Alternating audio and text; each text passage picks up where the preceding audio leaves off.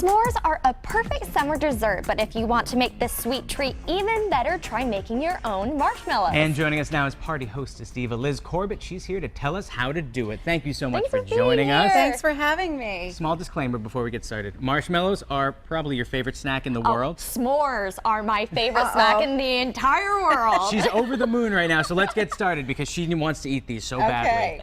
Okay. Making your own marshmallows, I would say, is not a beginner recipe. You want to have a little bit of experience in the kitchen, and I'm going to show you these steps, the most important parts of making marshmallows at home. It's not difficult, but you have to really pay attention to what you're doing. It's like a chemistry project. It's baking, it's science. Yes. I mean, it looks like it over here. It is. And we've got a couple of things that you may not normally use. The ingredients that are going to go into marshmallows, if you were to guess, you know, I don't know if people really know what goes into marshmallows. Is it gelatin? Sugar? Yeah, Exactly. lots of sugar. Two excellent guesses. Sugar. We have regular granulated sugar, and then we have light corn syrup, water, gelatin. You are correct. That's what gives it that nice rubbery texture. And the two parts of the recipe are that you're going to heat the corn syrup and the sugar and the water in a saucepan on the stove. But here's where you get precise. You're going to want to use a candy thermometer. You can find these in any kitchen store. Now, is that different from a meat thermometer? It absolutely is different. And on there is marked, and we want to get this up to 238 degrees. So you see what I mean about being very precise. That's very precise. That's science working right 238. there. Marshmallows are candy, and when you're making candy and you're using temperatures, it has to be exact, because then it's going to get the right consistency for your marshmallows. And I've got this already going, so you see when you get the sugar all mixed in it's here, bubbling. it's clear, it's extremely hot. This is not a helper, kids helping in the Exactly. kitchen This is powder a project. kids watch TV. Sugar burns they are can watch awful. from a distance. Exactly. The part they can help with, and I'm going to have you open up that gelatin there. Just one packet? All four of them. All four of them. packets. So there is a lot of gelatin. This Good is guess. showing 1/4 of the recipe. So you can imagine it makes like a big 9x13 pan of marshmallows.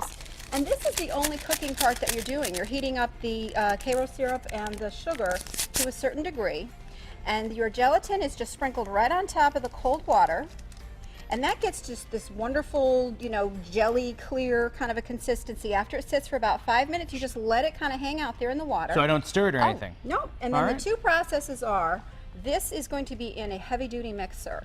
So the one important thing to remember is have the right tools. This is not a whisk by hand type of recipe. You want to have a stand mixer or a very powerful mixer with a whisk attachment, which looks like this as opposed to the paddle. Yeah, that is a heavy-duty mixer. This is not for wimps. This is a serious recipe. Be serious about this So one. it's the gelatin and the water, and then the Karo syrup and the sugar gets heated to a certain degree and then poured into, and then you are going to whip this to a marshmallow state.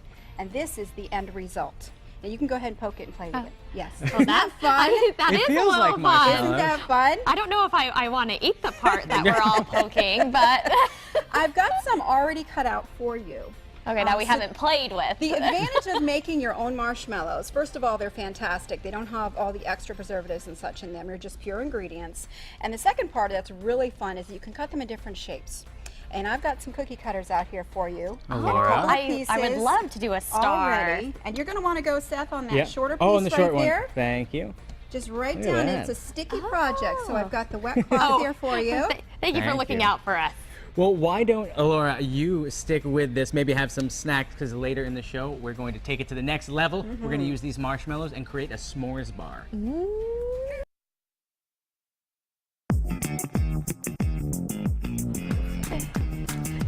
We are back with party hostess diva Liz Corbett to create some fun recipes with our homemade marshmallows. Yum. And I am so excited, can't even contain it.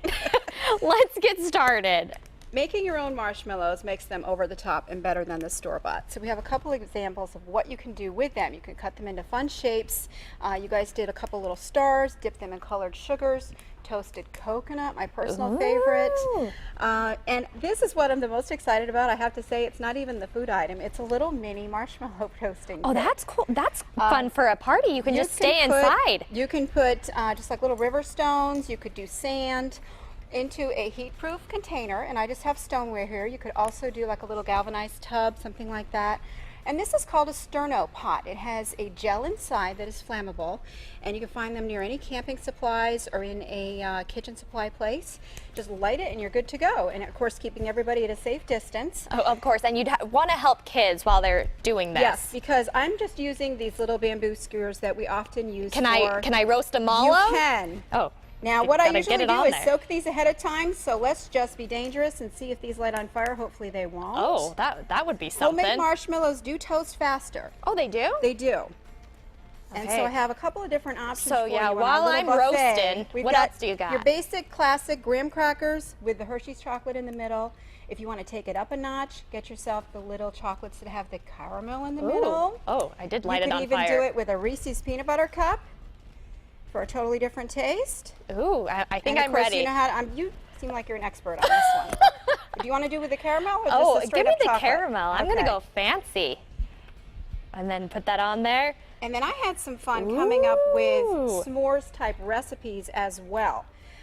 You can do all of the ingredients that are in a classic s'mores into just a little mini tart pan. And we've got the graham crackers, a marshmallow, and chocolate on top. And they're a little bit fancier, like for a party where you don't want to get all messy and you're Maybe not like at a the camp. baby shower or a wedding shower or Exactly. something You've got like the that. same taste. I'm going to give you a little roof here for your treat. Yes, that's perfect. And then, of course, everybody's putting things in jars these days. I thought I might as well join in. the jar trend. And we have s'mores in a jar. Just little mini fun buffet-sized s'mores for people. And again, the graham cracker crumbs, some butter, a little bit of sugar, chocolate, and the marshmallow. I really like to stick with the classic.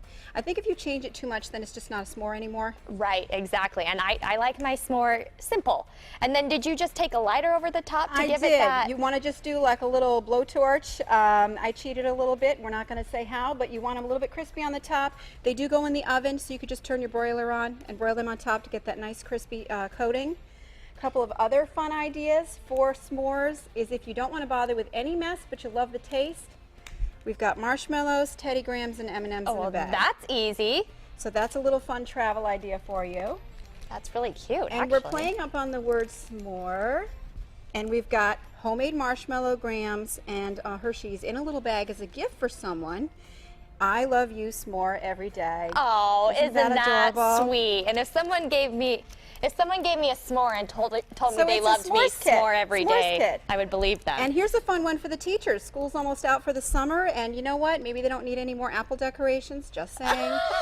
Give them a consumable gift. This one says, we need s'more teachers like you. Oh. So you've got your homemade marshmallows, the grahams, and a Hershey in there. What a fun little thing to give your Wonderful. teacher. Well, thanks for all of the ideas. I know it made me very happy because it's my absolute favorite. Thank gonna you for sample them. being here.